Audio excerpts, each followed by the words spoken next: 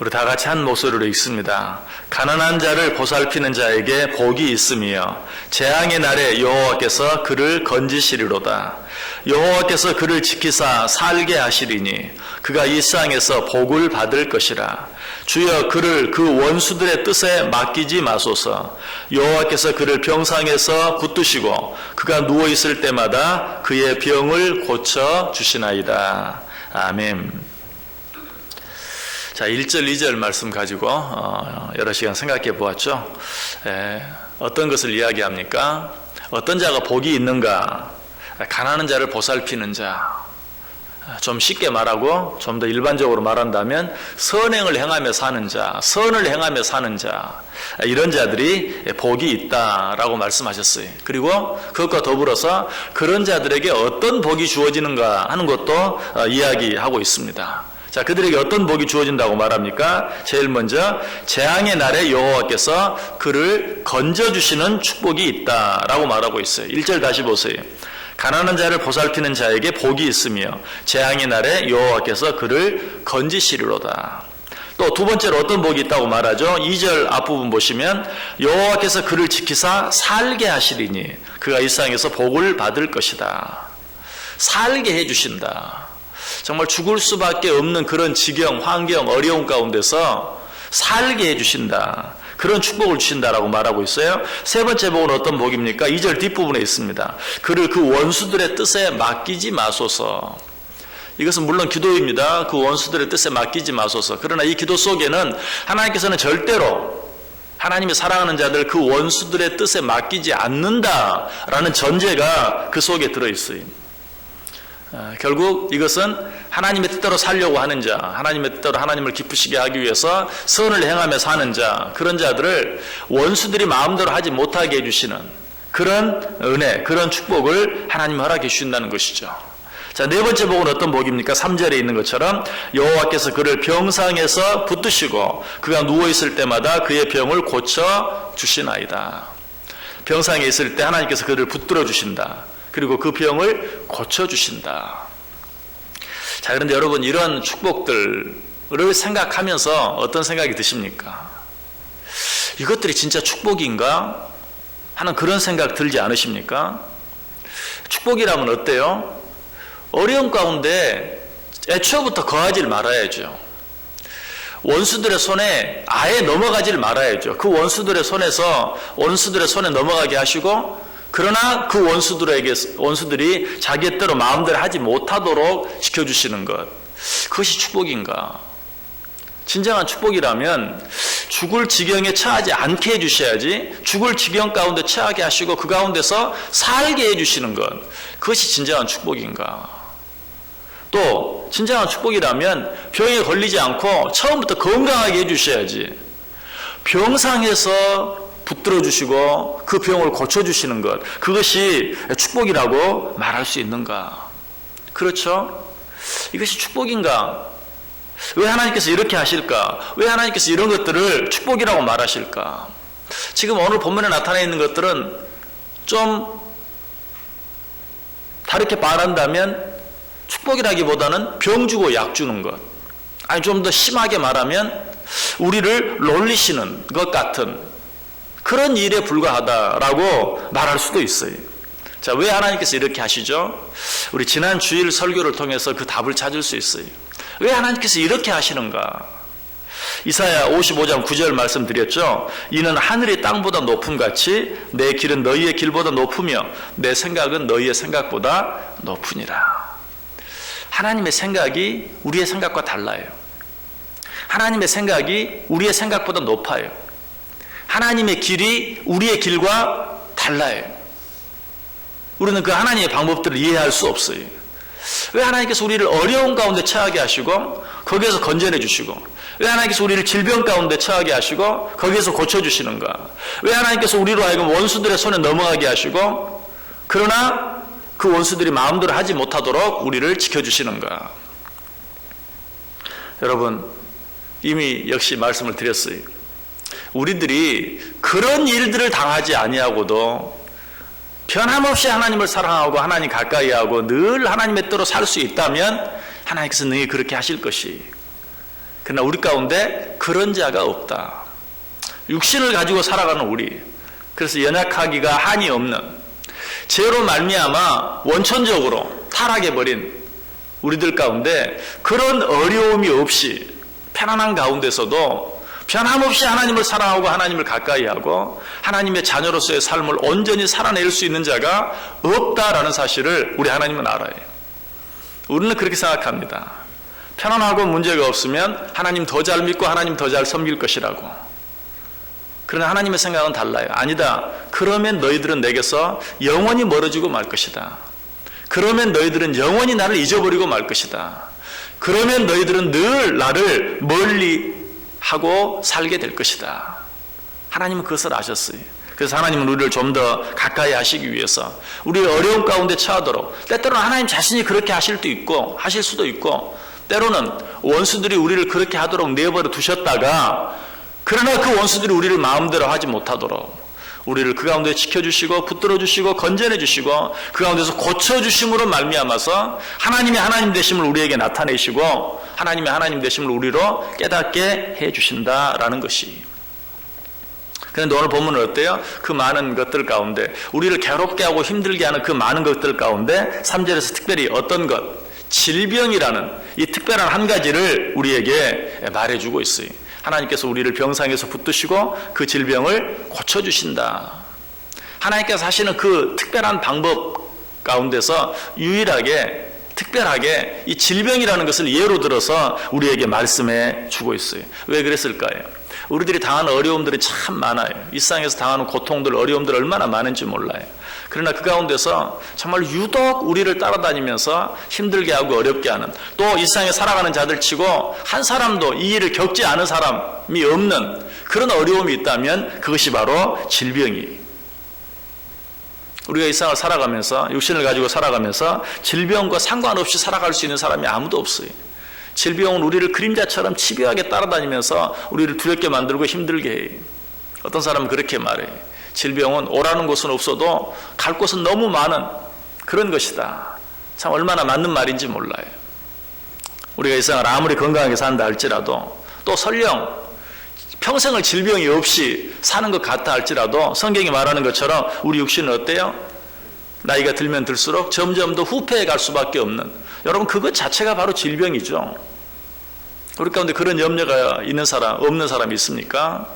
내가 이 세상 살아가면서 나이가 들어가면서 정말로 내가 내 육신을 내 마음대로 하지 못할 때가 온다면 어떻게 될 것인가 하는 그런 두려움, 염려, 근심, 걱정, 이런 것들이 전혀 없는 사람은 아무도 없어요. 그래서 그것들을 위해서 우리가 많은 것들을 준비하고 또 많은 노력들을 하며 살아가는 것을 보아요. 그런데 성경을 보면 그 육신의 질병을 통해서 하나님과 가까워지고 하나님을 더 사랑하게 되고 하나님을 더 간절히 붙드는 그런 일들이 얼마나 많이 나와 있는지 몰라요. 욥이 그 대표적인 사람이죠. 그에게 많은 어려움이 있었지만 특별히 그 육신의 질병, 온 몸을 기앗장으로 긁지 아니하면 견딜 수 없는 그런 육신의 질병을 통해서 고통을 당했어요. 그러나 그가 후에 뭐라고 고백한다고요? 내가 이런 고통, 이런 질병의 고통을 당하기 전에는 하나님에 대해서 귀로 듣기만 했지만 이제는 내 눈으로 봅니다. 이제는 하나님의 사랑이 무엇인지를 분명히 알게 됩니다. 질병을 통해서. 그는 그런 고백을 했어요. 사도 바울도 마찬가지라고 그랬어요. 육체의 가시, 너무나도 괴로운, 이것만 제해 주시면 내가 정말 편하게 살 수 있을 것 같은데, 그러나 그는 깨달았어요. 이 육체의 가시로 인하여 내가 약한 가운데 하나님이 나의 강함이 되어주신다는 사실을 내가 비로소 깨달았습니다. 성경에 나와 있는 이런 신뢰들 말고도 우리 삶 속에서도, 여기 앉아있는 여러분들 가운데서도 그런 간증을 가진 분들이 많이 있을 거예요. 질병을 통해서 그가 하나님을 만나게 되었다면, 질병을 통해서 그가 하나님을 믿게 되었다면 그 질병은 어때요? 분명 축복일 수밖에 없어요. 우리가 이 세상을 평생 질병에 시달리며 산다 할지라도 그 시간은 어떻습니까? 하나님 보시기엔 어때요? 밤의 한 경점에 불과한 시간이. 우리는 언제 그 사실을 알게 돼요? 하나님 앞에 나아가면 알게 돼요. 하나님께서는 영원한 하나님의 나라를 우리에게 주시기 위해서 밤의 한 경점에 불과한 이 세상에서 우리에게 질병을 통해서 고통을 주실 수도 있다. 그것을 통해서 우리가 하나님을 좀 더 깊이 알게 되고 하나님을 좀 더 사랑하게 되고, 아니 하나님을 알지 못하던 자들이 하나님을 알게 되고 하나님을 믿지 않는 자들이 하나님을 믿게 되기만 한다면 그 질병은 분명 축복일 수밖에 없는 것이. 그래서 하나님께서 그런 일들을 우리에게 허락하시고, 그러나 그것으로 말미암아 죽지 않게 하시고 살게 해주신다. 그리고 그 질병을 고쳐주신다. 원수들의 손에 맡겨서 우리들이 괴롭힘을 당하게 할 때도 있지만 절대로 그 원수들이 자기 마음대로 자기 뜻대로 우리를 하지 못하도록 내버려 두지 않으신다. 이해할 수 없어요. 왜 아예 그런 일에 처하지 않게 해주시면 더 좋을 텐데. 그러나 그것은 우리가 너무 모르는 거예요. 그래서 성경은 말해요. 내 길은 너희 길과 다르다. 내 방법은 너희 방법과 다르다. 그래서 우리는 지난 시간에 나사로를 사랑하시는 하나님, 예수님의 사랑에 대해서 우리가 생각하는 사랑의 개념과 하나님이 생각하는 사랑의 개념이 너무 다르다라고 말씀드렸어요. 우리가 생각하는 사랑은 뭐예요? 우리를 탈 수 있는 대로 편하게 해주는 것. 우리를 탈 수 있는 대로 어려움을 당하지 않게 해주는 것. 내가 어려움 가운데 있으면 하나님께서 정말 그 어려움을 가장 빨리 즉시 해결해 주시는 것. 이것이 우리가 생각하는 사랑의 개념. 그 사랑을 무슨 사랑이라고 그랬죠? 필레오의 사랑. 그러나 하나님께서 우리를 사랑하시는 사랑은 그런 사랑이 아니라 어떤 사랑? 아가페의 사랑. 그 어려움을 통해서라도 우리로 하여금 좀 더 하나님 앞에 나아오게 하고 우리로 하여금 좀 더 하나님을 가까이 하게 하는 삶을 살게 하는 것. 그래서 그로 말미암아서 이 세상의 삶보다도 저 영원한 하나님의 나라에서의 상급, 축복들을 우리에게 더 많이 허락해 주시는 것. 이것이 하나님께서 우리를 사랑하시는 방법이라는 것이. 그래서 우리가 나사로에 대해 생각하면서도 지난 주일에는 생각하지 않았지만 당신의 사랑하는 자가 병들었나이다 라고 말할 때 예수님은 즉시 달려가서 치료해 주지 아니하시고 오히려 더 시간을 지체하시면서 그 병은 죽을 병이 아니다. 뭐라고 말합니까? 하나님의 영광을 위한 병이다. 우리는 실제로 우리에게 주어진 어려움을 통해서 편안할 때, 아무 문제가 없을 때 그것을 통해서 하나님께 영광을 돌리기보다도 어려움 가운데서 건져내 주시는 그 하나님을 통해서 비로소 하나님께 영광을 돌리는, 어떻게 보면 참 어리석은 그런 우리들의 모습, 그런 우리들의 삶이 될 때가 참 많이 있어요. 여러분, 그래서 우리 하나님께서는 그렇게 하신다. 그래서 오늘 본문도 말해요. 병상에서 그를 붙들어 주신다. 제가 역시 지난주에 말씀을 드렸어요. 왜 하나님께서 우리를 병상에 눕히신다고요? 누워 있어야 우리는 위를 바라보는, 그때서야 위를 바라보는. 두 발로 서 있을 때는 위를 못 봐요. 그냥 내 앞에 놓여진 일만 바라보느라고 정신이 없어요. 그러나 병상에 누워놓으면 그때는 위를 바라봐요. 그때 비로소 하나님께서는 어때요? 그 병상에서 우리를 건져내 주시고 고쳐내 주신다, 고쳐주신다 라고 말씀을 드렸어요. 우리가 그런 존재, 우리는 그런 우리들을 알아야 돼요. 그래서 오늘 본문 2절에서도 여호와께서 그를 지키사 살게 하시리니, 우리는 이 사실을 믿어야 돼요. 하나님께서 우리에게 어려움을 주시지 않는 게 아니, 어려움을 주세요.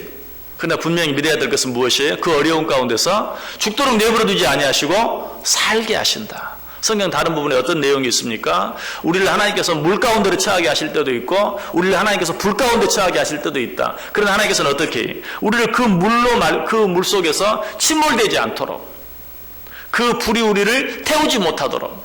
역시 우리는 그 말씀을 볼 때마다 애초에 물에 빠지지 않게 해주셔야지, 애초에 불에 타지 않게 해주셔야지. 그러나 하나님 그렇게 말하지 않아요. 우리가 물 속에 처할 때도 있고 불 속에 처할 때도 있지만 그 물이 나를 삼키지 못하도록, 그 불이 나를 태우지 못하도록 하나님께서 나를 지켜주신다라고 약속하고 있는 것이. 여러분 가운데 어떤 어려움이 있습니까? 그 어려움이 축복일 수 있어요. 우리는 일반적으로 그렇게 생각합니다. 편한 것, 건강한 것, 부유한 것, 그것만이 축복이라고 생각해요. 그러나 때때로 그것은 어때요? 축복이 아니라 저주가 될 수도 있죠. 왜? 그것 때문에 하나님을 멀리할 수 있기 때문에. 여러분, 불편한 것이 불행입니까? 아니. 우리는 그렇게 생각할 때가 많아요. 불편하면 나는 불행하다라고 생각할 때가 많아요. 그러나 불편한 것은 절대로 불행한 것이 아니. 세상에 많은 사람들, 특별히 여러분들이 책에서 만나는 위대한 사람들을 보면 그 불편을 통해서 위대한 사람이 된 사람이 정말 많아요. 그 불편한 것 때문에 위대한 삶을 살게 된 그런 사람들이 많다는 것이. 불편은 불행한 게 아니, 마치 편한 것이 행복한 것이 아닌 것처럼. 여러분, 역시 편안하면 행복합니까? 그럴 것 같지만 그렇지 않을 때가 많아요. 마찬가지, 질병이 불행이 아니, 건강만이 행복한 것이 아니, 가난이 불행한 것이 아니, 부유한 것만이 행복한 것이 아니, 만약 가난함 때문에 하나님을 믿게 되었다면, 질병 때문에 하나님을 믿게 되었다면 그 가난과 질병은 분명 축복이. 돈으로 구원을 살 수 없어요. 그런데 질병으로 내가 하나님을 믿게 되고 구원함에 이르렀다면 그 질병은 분명 축복인 것이죠. 내가 그 질병 때문에 하나님을 더 가까이 하게 되고 그 질병 때문에 하나님의 사랑을 더 많이 알게 되었다면 그것은 분명 축복이죠. 오늘 하나님께서 그래서 우리에게 말씀하십니다. 내가 내 병상 가운데서 너를 붙들겠다. 네가 병상 가운데 있을 때 내가 너와 함께하고 내가 너와 함께하는 것을, 내가 너를 사랑하는 것을 너로 하여금 알게 해주겠다라고 우리에게 분명하게 말씀하고 있어요. 여러분에게 지금 어떤 어려움이 있습니까? 그 어려움 앞에서 하나님 왜 이렇게 하십니까? 라고 따지기보다는 하나님이 나를 사랑하시는구나. 하나님이 나를 더 가까이 하기를 원하시는구나. 하나님께서 이 일을 통해 나에게 주시기를 원하시는 것이 무엇일까? 오히려 소망 가운데 기도하면서 나를 향한 하나님의 그 놀라운 뜻, 나로서는 도무지 이해할 수 없는, 내 생각보다 항상 더 높은 하나님의 생각, 내 길보다 항상 더 높은 하나님의 길, 그것들을 생각하면서 소망 중에 기뻐하면서 기도하면서 하나님의 뜻을 찾고 구하는, 무엇보다 내게 어떤 일이 있든지 그 모든 것이 합력하여 선을 이룰 것을 믿고 먼저 감사하고 먼저 찬송하며 살아갈 때 정말 그 일을 통해서 나에게 주시기를 원하시는 하나님의 은혜, 하나님의 축복을 마음껏 풍성하게 받아 누리는 복된 하루, 그리고 복된 인생들 다 되시기를 주님의 이름으로 간절히 축원합니다.